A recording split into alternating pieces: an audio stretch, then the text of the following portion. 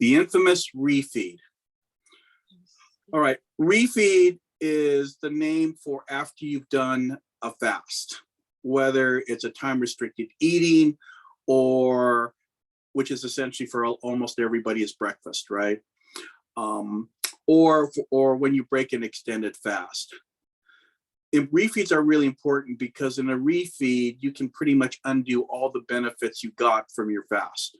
The biggest problem that I saw, and it's the reason I use the potato diet, is if you have an imbalanced gut biome, when you start to refeed, because you haven't addressed that imbalance, you're going to go back and fall even harder in your cravings. And you could even be worse off. As I mentioned before, we eliminate a major problem by using the potato diet to optimize your gut biome to reap the benefits of, in the beginning, time restricted eating. And then hopefully when you get to a point, you can start doing some extended fasts, because that's where the magic really happens. As I mentioned before, since we're all very different, I try to create principles so that each person can adapt the principle to their own life. In other words, what works for them. Like, for example, how you are applying the potato diet in a way that makes you more compliant in using it than not, right? And then we will then talk about daily meal size. And this is all scientific based. And then I'm going to go through the composition of each of the three major meals. First principle is restrict refined carbohydrates. As I mentioned before, refined carbohydrates are your donuts, your bagels, even your sourdough toast. In other words, all the stuff that came as a result of the agricultural revolution about 8 to 10,000 years ago, and then in the last couple hundred years from the Industrial Revolution. A specific example of industrial refined industrial food is Spam, right? Spam doesn't occur in the natural world. The reason you want to restrict refined carbohydrates is our bodies have not evolved, because this type of food is so recent, it has not evolved the type of systems to keep us from overeating. Again, I'm going to use my often used example. If you notice when you go to a fancy restaurant and you have, like, let's say, filet mignon with broccoli, after a while you can't eat another bite of that steak, you can't eat another bite of that broccoli, but you'll always make room for the chocolate cake dessert. That's a perfect example. So you want to restrict those refined carbohydrates as much as possible. Yes. I'm sorry. You said if you eat a steak and potato, you can't eat another bite because of what? Okay, because potatoes and meat, right? Our species have evolved with those type of foods. So our bodies have created systems to keep us from overeating those foods. But because, like, chocolate cake has not been around for very long, at least in terms of the evolutionary time scale, our bodies have not evolved systems to keep us from overeating that. Would you agree?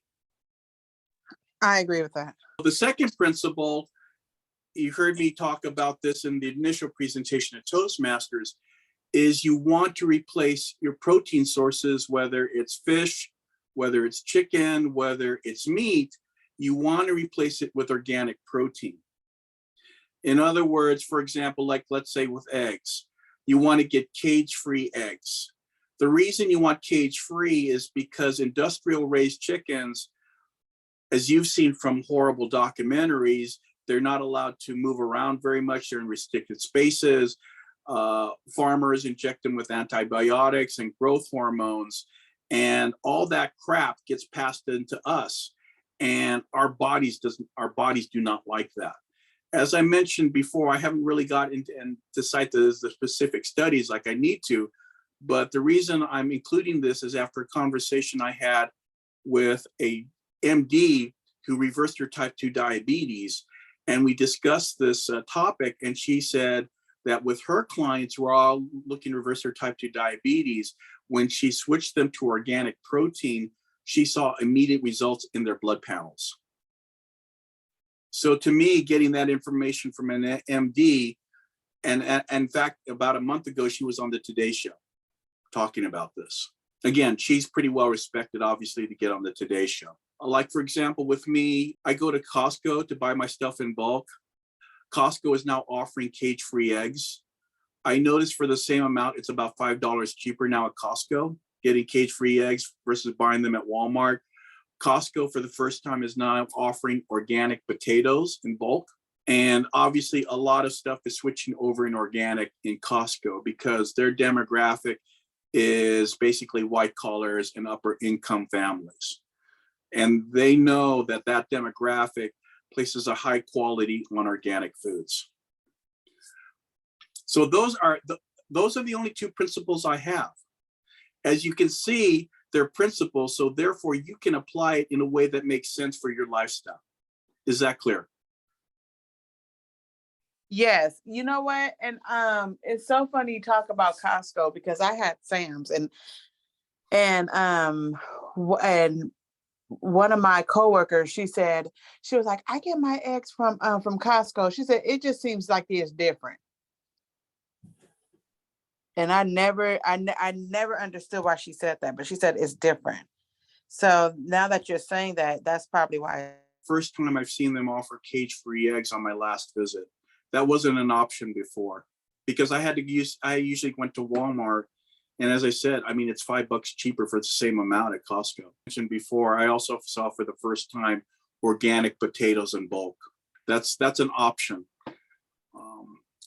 Okay. So do you understand why these are principles, right? Because I'm not telling you the specific amounts or specific brands. That's up to you. Right. Okay. Yeah, Good. I do understand that. Mm-hmm. Okay. Now let's talk about meal size. All right. So I put this here to give you an idea, and I'll talk about the scientific basis for this. If you notice, the smallest meal of the day is dinner. The reason it's the smallest day is because at the end of the day, your body is starting to slow down production of insulin. So that's the reason it's the smallest size. Breakfast should be your second largest meal, all right, because your body is very insulin sensitive and it's gearing up for the rigors of the day. And obviously lunch, same reasoning. Your body is at its prime peak for absorbing calories and using them.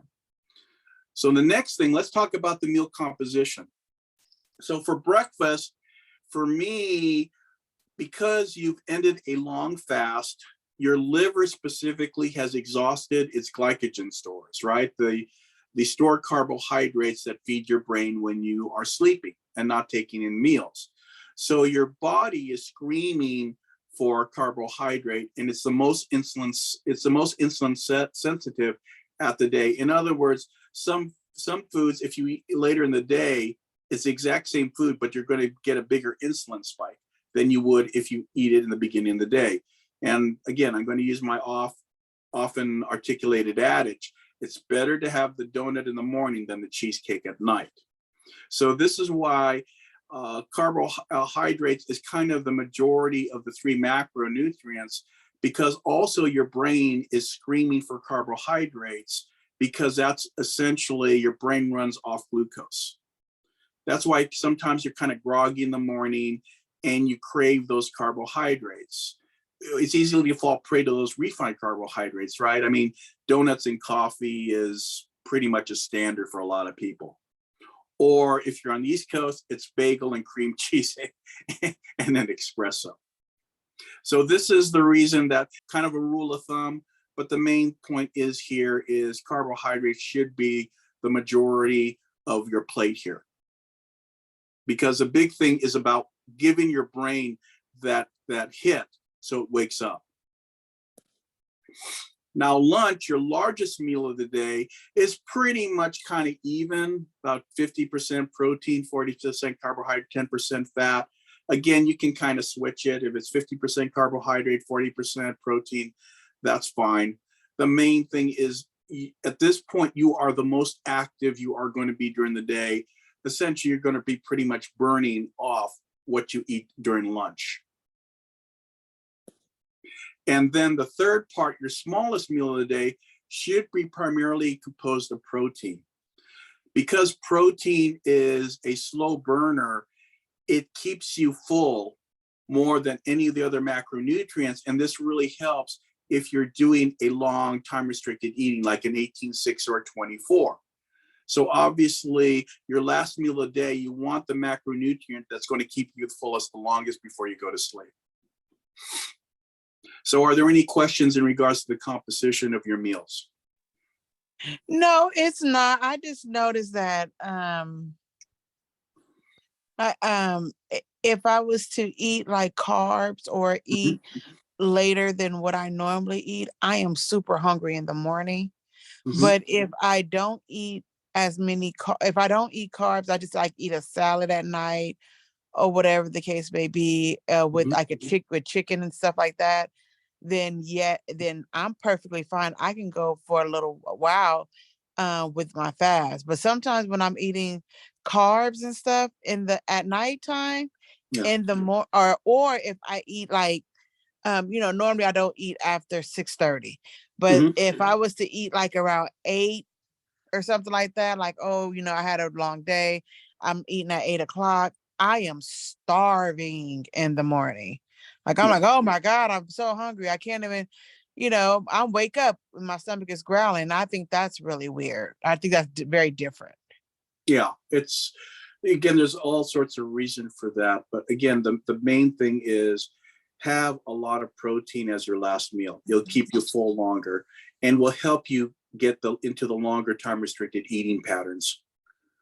In fact, recently I had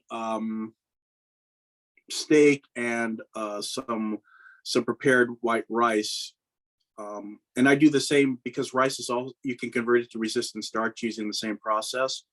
So basically that was my final meal of the day, was steak and rice. And I was able, without any problems, to complete a 24. So I woke up and I just wasn't hungry. Really? Yeah. So I was able to do a 24. And that actually was that's the longest time restricted eating I've been able to do in 2023. Because as you know, I'm not allowed to do extended fasting until I do 5 walks in a single week. Right. So there's that. Okay, good. I'm glad that's kind of clear. So we've gone over the 2 principles. We've gone over daily meal size. I've given you kind of the scientific basis for that. I don't have the specific scientific study references yet. And then the reason why you should compose your meals in terms of the percentage of macronutrients for each meal, because especially for type 2 diabetics, understand that, again, if you're going to have carbohydrates, have the majority as breakfast, because you're most insulin sensitive and you won't get that insulin hit as much as if you had it later in the day. And then obviously that last meal should be your smallest meal of the day and be primarily composed of protein. Okay, so that pretty much concludes that session, which is kind of short today, because I'm not a nutritionist.